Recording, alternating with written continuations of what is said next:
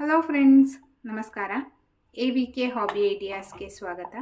ಇವತ್ತಿನ ವಿಡಿಯೋದಲ್ಲಿ ಒಂದು ವಿಶೇಷ ರೀತಿಯ ರೆಸಿಪಿನ ನಾನು ನಿಮಗೆ ತೋರಿಸ್ತಾ ಇದ್ದೀನಿ. ಅನ್ನದ ಜೊತೆ ತುಂಬ ಒಳ್ಳೆ ಕಾಂಬಿನೇಷನ್ ಇದು. ಈ ರೆಸಿಪಿ ಯಾವುದು, ಹೇಗೆ ಮಾಡೋದು ಅಂತ ನೋಡೋದಕ್ಕಿಂತ ಮುಂಚೆ ನೀವು ಇದೇ ಫಸ್ಟ್ ಟೈಮ್ ನನ್ನ ಚಾನಲ್ನ ವಿಡಿಯೋನ ನೋಡ್ತಿರೋದು ಅಂತ ಆದರೆ ನನ್ನ ಚಾನಲ್ AVK ಹಾಬಿ ಐಡಿಯಾಸ್ಗೆ ಸಬ್ಸ್ಕ್ರೈಬ್ ಆಗೋದಕ್ಕೆ ಮರಿಬೇಡಿ. ಹಾಗೂ ಪಕ್ಕದಲ್ಲೇ ಇರೋ ಬೆಲ್ ಬಟನ್ನ ಕ್ಲಿಕ್ ಮಾಡಿದರೆ ಆಲ್ ಅಂತ ಆಪ್ಷನ್ ಚೂಸ್ ಮಾಡಿದರೆ ನಾನು ಹಾಕೋ ವಿಡಿಯೋ ನೋಟಿಫಿಕೇಷನ್ ನಿಮಗೆ ಬೇಗನೆ ತಲುಪುತ್ತೆ. ಇದರಿಂದ ಬಹಳ ಬೇಗನೆ ವಿಡಿಯೋನ ಮಾಡೋದಕ್ಕೆ ಸಹಾಯ ಆಗುತ್ತೆ. ಬನ್ನಿ ಫ್ರೆಂಡ್ಸ್, ಇವತ್ತಿನ ವಿಡಿಯೋದಲ್ಲಿ ರುಚಿಕಟ್ಟಾಗಿರುವಂತಹ ಈ ರೆಸಿಪಿ ಯಾವುದು, ಹೇಗೆ ಮಾಡೋದು ಅಂತ ನೋಡ್ಬಿಡೋಣವಾ. ನೋಡಿ ಫ್ರೆಂಡ್ಸ್, ಫಸ್ಟು ನಾನು ಕುಕ್ಕರ್ಗೆ ಅರ್ಧ ಕಪ್ಪಷ್ಟು ಹೆಸರು ಬೇಳೆ, ಸ್ವಲ್ಪ ಅರಿಶಿಣ ಪುಡಿ ಹಾಕಿಬಿಟ್ಟು ಚೆನ್ನಾಗಿ ಬೇಯಿಸಿ ಇಟ್ಕೊಂಡಿದ್ದೀನಿ. ನೋಡಿ, ಬೇಳೆ ತುಂಬ ಸಾಫ್ಟಾಗಿ ಬೆಂದಿದೆ. ಇದಕ್ಕಿವಾಗ ನಾನು ಒಂದು ಮೀಡಿಯಮ್ ಸೈಜಿನ ಹೀರೆಕಾಯಿನ ಸಣ್ಣದಾಗಿ ಹೆಚ್ಚಿಬಿಟ್ಟು ಹಾಕ್ತಾಯಿದ್ದೀನಿ. ಹೀರೆಕಾಯಿನೂ ಕುಕ್ಕರಲ್ಲಿ ಹಾಕ್ಕೊಂಡ್ರೆ ಮುದ್ದೆ ಮುದ್ದೆ ಥರ ಆಗಿ ಫುಲ್ ಸಾಫ್ಟ್ ಆಗಿಬಿಡತ್ತೆ. ಹಾಗಾಗಿ ನಾನು ಹೀರೆಕಾಯಿನ ಹಾಗೆ ಬೇಳೆ ಎಲ್ಲ ಬೆಂದ ಮೇಲೆ ಚೆನ್ನಾಗಿ ಬೇಯಿಸ್ಕೊತಾ ಇದ್ದೀನಿ. ಇದಕ್ಕೆ ಒಂದು 1/4 ಕಪ್ ಆಗೋಷ್ಟು ನೀರನ್ನ ಹಾಕಿದ್ದೀನಿ. ನೋಡಿ,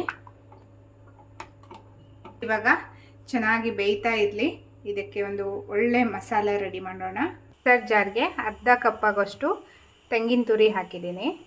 ಇವಾಗ ಖಾರಕ್ಕೆ ಅಂತ ಸೂಜಿ ಮೆಣಸನ್ನು ಹಾಕ್ತಾಯಿದ್ದೀನಿ.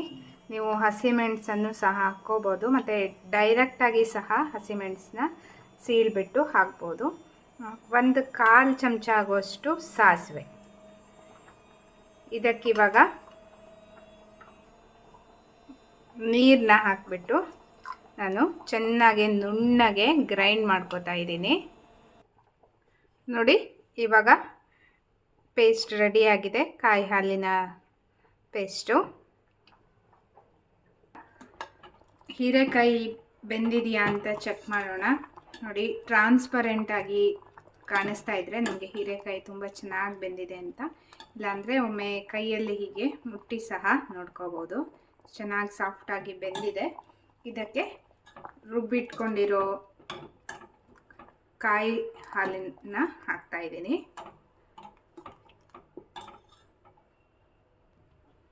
ನಂತರ ಇದಕ್ಕೆ ಮಿಕ್ಸಿ ಜಾರ್ಗೆ ಸ್ವಲ್ಪ ನೀರನ್ನ ಸೇರಿಸಿರೋದನ್ನು ಹಾಕಿದ್ದೀನಿ. ನೋಡಿ, ಇಷ್ಟೇ ಕನ್ಸಿಸ್ಟೆನ್ಸಿ ಇರಬೇಕು. ತುಂಬ ಗಟ್ಟಿಯಾಗೂ ಇರಬಾರ್ದು, ತುಂಬ ಸಾರು ಥರ ನೀರಾಗೂ ಸಹ ಇರಬಾರ್ದು. ತೊವೆ ಅಂದರೆ ಇಷ್ಟು ಕನ್ಸಿಸ್ಟೆನ್ಸಿ ಪರ್ಫೆಕ್ಟಾಗಿ ಇರುತ್ತೆ. ಈಗ ರುಚಿಗೆ ತಕ್ಕಷ್ಟು ಉಪ್ಪನ್ನು ಹಾಕ್ತಾಯಿದ್ದೀನಿ.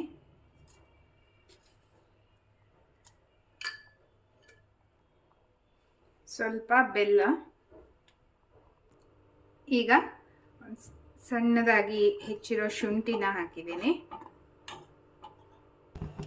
ಚೆನ್ನಾಗಿ ಕುದಿ ಬರ್ತಾ ಇದೆ. ನೋಡಿ, ಇದಕ್ಕೆ ಇವಾಗ ಒಂದು ಒಳ್ಳೆ ಘಮಘಮಿಸುವಂತಹ ಒಗ್ಗರಣೆ ಹಾಕ್ತಾಯಿದ್ದೀನಿ.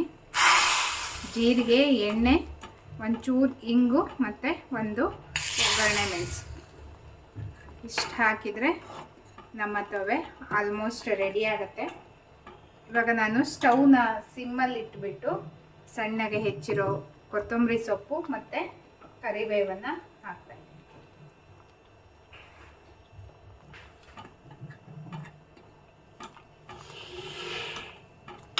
ಇವಾಗ ನಮ್ಮ ತವೆ ರೆಡಿಯಾಗಿದೆ. ಸ್ಟವ್ನ ಆಫ್ ಮಾಡಿಬಿಟ್ಟಿದ್ದೀನಿ. ಇವಾಗ ನಾನು ಇನ್ನು ಫೈನಲ್ಲಾಗಿ ನಿಂಬೆ ಹುಳಿ ಹಾಕಿಬಿಟ್ರೆ ನಮ್ಮ ರುಚಿಕರವಾದ ತವೆ ರೆಡಿಯಾಗಿದೆ. ಈ ನಿಂಬೆ ಹುಳಿ ಮತ್ತು ಹೆಸರುಬೇಳೆ ಕಾಂಬಿನೇಷನ್ನು ಒಳ್ಳೆ ಟೇಸ್ಟ್ ಕೊಡುತ್ತೆ ಫ್ರೆಂಡ್ಸ್. ತುಂಬ ರುಚಿಯಾಗಿರುತ್ತೆ. ಇದೊಂದು ಡಿಫ್ರೆಂಟ್ ಶೈಲಿಯಲ್ಲಿ ತವೆ ಮಾಡಿದ್ದೀನಿ. ತುಂಬ ರುಚಿಯಾಗಿರುತ್ತೆ. ಅನ್ನದ ಜೊತೆ ಸಖತ್ತಾಗಿರುತ್ತೆ. ಅನ್ನಕ್ಕೆ ಇದು ಪರ್ಫೆಕ್ಟ್ ಅಂತ ಹೇಳ್ಬೋದು, ಬೇರೆ ಎಲ್ಲದಕ್ಕಿಂತನೂ. ನೋಡಿ, ಹೀರೆಕಾಯಿಯೂ ಅಷ್ಟೇ ತುಂಬ ಸಣ್ಣ ಸಣ್ಣದಾಗಿ ಹೆಚ್ಚಿರೋದ್ರಿಂದ ಸಣ್ಣ ಸಣ್ಣದಾಗಿ ಬಾಯಿಗೆ ಬರುತ್ತೆ. ಅದು ಸಹ ತುಂಬ ರುಚಿ ಕೊಡುತ್ತೆ. ದೊಡ್ಡದಾಗಿ ಸಾಂಬಾರಿಗೆ ಹೆಚ್ಕೊಂಡು ನಾವು ತೊವೆ ಮಾಡಿಕೊಂಡ್ರೆ ಅಷ್ಟು ಟೇಸ್ಟ್ ಬರಲ್ಲ.